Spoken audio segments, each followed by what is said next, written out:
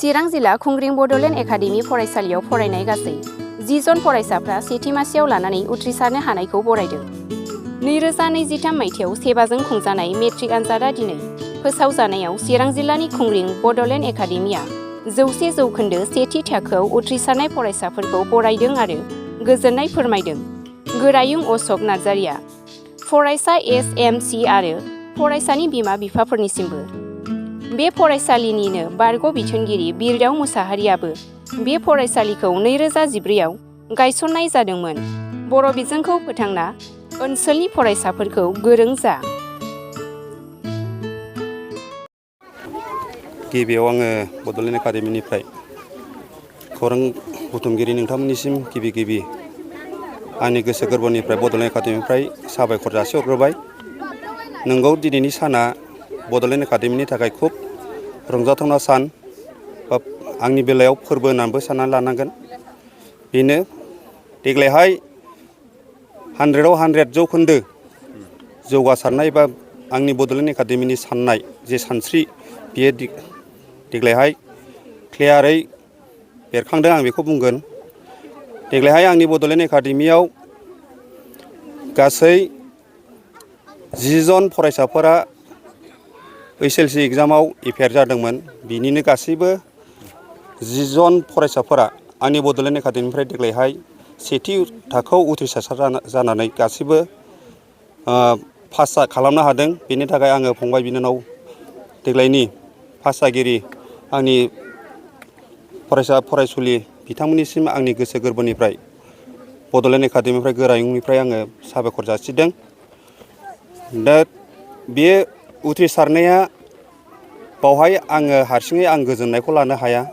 बेवहाय आंनि नाजानाय, फरायसाफोरनि नाजानायनि फरायनायनि गेजेरजों जोथोनगिरि बिमा-बिफाफोरनि हेफाजाब, मदद आरो SMDCनि हेफाजाबजों लोगोसे आंनि टिचार स्टाफ बा फोरोंगिरिफोरनि गोब्राब नाजानायनि गेजेरजों जे देग्लायहाय जे उथ्रिसार जानो हादों। गासै 10 जन फरायसाफोरानो जे सेथि थाखोआव मासियाव जायगा लानानै उथ्रिसार जानो हादों। आं बिथांमोननिसिम खुब आङो गोजोननाय मोनदों आरो फोरोंगिरिफोरनोबो आङो हाजार आंनि प्रिन्सिपालनिफ्राय आंनि मोजां मोननाय आरो गोजोननायखौ आङो बिथांमोननो जासिदों। आं एसेखिनिखौल' आङो फोरमायदों। दिनैहाय रंजानाय फोरबोनि गेजेराव आंहा जाहैबाय नोंथांमोननो मिडियाफोरनि गेजेरजों जेनाखि बुंनांगौ खोथाफोर, बेयो आंनि फुरथिनि थाखाय आङो माखासे बुंनांगौ खोथाफोरखौ आङो बुंजोबनो हानाय नङा। मानो होनबा आङो दा बिराद रंजानायनि दोहौआव दङ। बेनिखायनो आङो नोंथांमोननिसिम आंनि जे बड'लेण्ड एकाडेमिनिफ्राय गोरोंनिफ्राय जेनाखि फोरमायनांगौ माखासे बाथ्राफोरखौ आं बेखौनो फोरमायनानै आं दोनथ'नाय जाबाय। ओरैनो नोंथांनि मोनथिनायाव जायनाखि बिथांमोना दिनै केन्डिडेटफ्रा दिनै पास जानानै थांबाय, बिथांमोननि माबा मोनसे गोसोखांथाव स्पेसियेल केरेक्टारफोर, इउनिक माबाफोर गोसोआव दं नामा सारनिया? बेखौथ' जोङो गिबिनिफ्रायनो जोङो आसा खालामबोबाय थाखादोंमोन। जायफोरखौ जोङो बुंनो थाङोबा जोङो मुला आबादखौ फोयोबा बिलाइ गांनैयावनो बे मुला आबादा जागोन ना जाया, देरगोन ना देरा, जों बेखौ मिजिं बा आसा खालामनो हायो। थिग बेबायदिनो जोङो आंनि बेलायाव नैबे बड'लेण्ड एकाडेमियाव जोङो गोरोबथा मुसाहारि बिथांनि सायाव जोङो गासैबो SMDCयानो जा, फोरोंगिरि स्टाफानो जा, बिथांनि सायाव फुल्लि कनफिडेन्स दंखायोमोन। आरो देग्लायहाय जे बे मिजिं खालामनाय, आसा खालामनाय बायदि, फोरोंगिरिफोरनि आसा खालामनाय बायदियै देग्लायहाय बिथांनि गोरोबथा मुसाहारिनि जे मेट्रिक रिजाल्टआ देग्लायहाय 92.5% मोनफ्रोमबो आयदायावनो 6था आयदायावनो बिथाङा लेटार लानानै उथ्रिसार जानो हादों। आं बिनि थाखाय खोब साबायखर।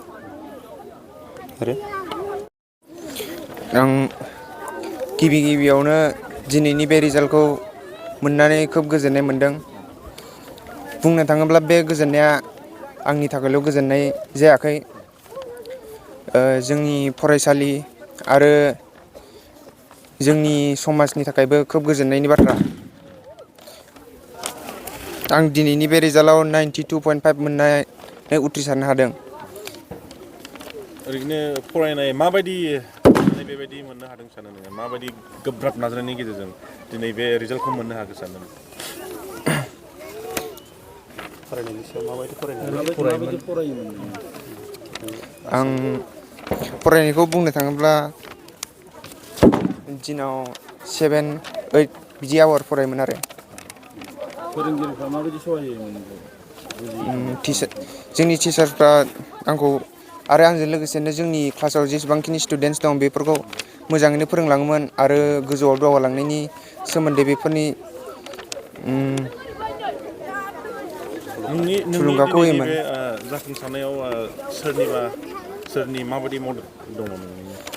आंनि दिनैनि बे जाफुंसारनायाव आंनि पेरेन्टसफोरजों लोगोसे गामिनि आरो समाजनि माखासे सुबुंफोरनि थुलुंगाखां होनायबो दङ। बेजों लोगोसेनो जोंनि सार मिस मेडाम जों लोगोसेनो आरो आंनि नाजानायनि गेजेरजों बे जाफुंसारनाया जानो हादों। मा फरायनो थांखि लादों नोंथाङा उननि समाव? मा जानो सानदों जिबनाव? आं इयुनाव सासे मोजां इन्जिनियारिं कर्स लानानै इन्जिनियार फरायनो सानदों। दिनैनि नैबे रिजाल्टनि गेजेरजों नोंसिनि स्कुलावनो फरायबोनाय बे उन्दै गथ'फोरखौ मा मेसेज होनो सानो बा मा थुलुंगानाय राव होनो सानो? आङो बेखौनो बुंनो सानोदि जे जोंनि उननि जे क्लासनि 9, 10 आरो इयुनाव जे मेट्रिक होगोन बेफोर फरायसाफोरा नांथाब नाजाबो आरो जोंनि समाजजोंनो लोगोसे गावनि स्कुलखौबो सिनायथि होयो आरो गोजौ लामाथिं दावगालांनायाव हेफाजाब होयो। फोरोंगिरि आरो गावनिख्रुइ देरसिनफोरखौ माबायदि रेसपेक्ट होनांगौ बिनि सायाव उन्दैफोरखौ माबा मोनसे बे जोंनि देरसिन फोरोंगिरिफोरनि सोमोन्दै जों जा बुङो बेखौ मानिनांगौ। ओमफ्राय फोरोंनायफोरखौ बुजिनानै सोलोंनांगौ आरो सारमोनहा मिसमोनहा जा रोंगौथि होदों बेफोरखौ बुजियाबा सोंनांगौ। आसामाव जे मेट्रिक आनजाद बे होनायनि जे फिथाइ बे फिथाइया दिनैहाय फोसावजानाय लेखानो जोङो दिनैहाय नुनो मोन्दों आसामाव गासै 33टा जोंहा जिल्लाफोर दङ। बे जिल्लानि गेजेराव जोंहा बरपेटाया सेथि, जे जोंहा बेहाय माबा हिसाबै बङाइगावआ नैथि आरो बाक्साया थामथि आरो चिराङा ब्रैथि जायगा आवग्रिनो हादों। बिनिनो जोंहा चिरां हिसाबै बयनिख्रुइबो बांसिन जौखोन्दो बा पारसेन्ट मोननानै उथ्रिसार जानो हानाय जों बेखौ नुनो मोन्दों। दा जाय फरायसाफ्रा दिनैहाय बे मेट्रिक आनजादाव बाहागो लानानै उथ्रिसार जानो हाबाय, दा बिथांमोननो आङो नैबे बड'लेण्ड एकाडेमिनि बारग' बिथोनगिरि जानानै आं बिथांमोननिसिम आंनि गोसो गोरबोनिफ्राय आङो साबायखर जासिदों। दा दिनैहाय जोंहा खोब गोजोनथाव बाथ्रा, जोंनि चिरां जिल्लानि सिङाव थानाय नैबे बड'लेण्ड एकाडेमियाव दिनै सा 10 फरायसाफ्रा दिनै मेट्रिक आनजाद होदोंमोन। दा बे मेट्रिक आनजाद होनायनि गेजेरावनो सा 10 फरायसाया 100% जोंहा उथ्रिसार जानो हादों। दा बिनिनो जोंहा गोरोबथा मुसाहारिया जोंहा 92.5 जौखोन्दो लानानै जोंहा सेथि मासि आवग्रिनो हादों। आरो जोंहा गासै सा 8 फरायसाफ्राबो जे सा 9 फरायसाफ्राबो जोंहा सेथि मासि आवग्रिनो हानानै जों खोब गोजोननाय मोन्दों।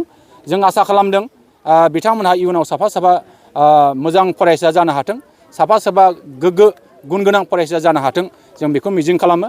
जे जोङो बे बड'लेण्ड एकाडेमिखौ थांनाय 2014 मायथाइयाव 16 नभेम्बर खालि जोङो गायसनदोंमोन। दा बे गायसननायनि थांखिया बेनो जे जोङो बर' रावखौ गेरेमसा खालामनाय, बर' बिजोंखौ फोथांनानै लाखिनाय आरो जोङो इयुन समावहाय बर' बिजोंजोंनो फरायनानै साफा doctor, engineer, professor, lecturer, IAS officer, IPS officer, DC जानो हानाय मोनसे थांखि गोनां मोनसे नोजोरजों जों बे फरायसालिफोरखौ गायसनदों। दा बे मथेनो जोङो थांनाय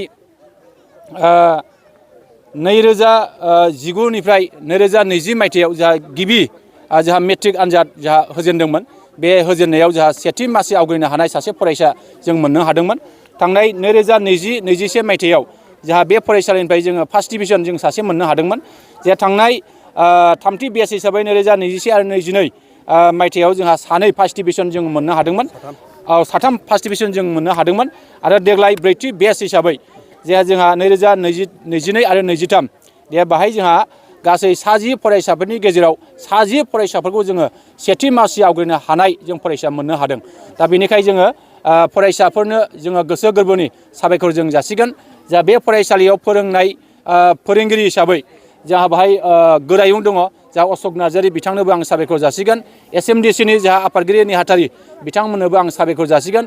फोरोंगिरि स्टाफ बिथांमोननोबो आं साबायखर जासिगोन। जोंनि दिथागिरि बिमा बिफा बिथांमोननोबो आं साबायखर जासिगोन।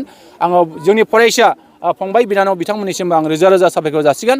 आं मिजिं खालामो जाहाथे फैबाय थानाय समाव जोंनि बे फरायसालियाव फरायनाय बे एकाडेमियाव फरायनाय फरायसाफ्रा जाहाथे साफा साफा थांखि गोनां नोजोर गोनां जाफुंसारनायनि मोनसे सिमां लानानै जाहाथे आवगायनो हायो आवगायलांनो नाजाथों बेखिनिखौ आङो गोथौ फोथायनाय आरो आसाखौ आङो लागोन।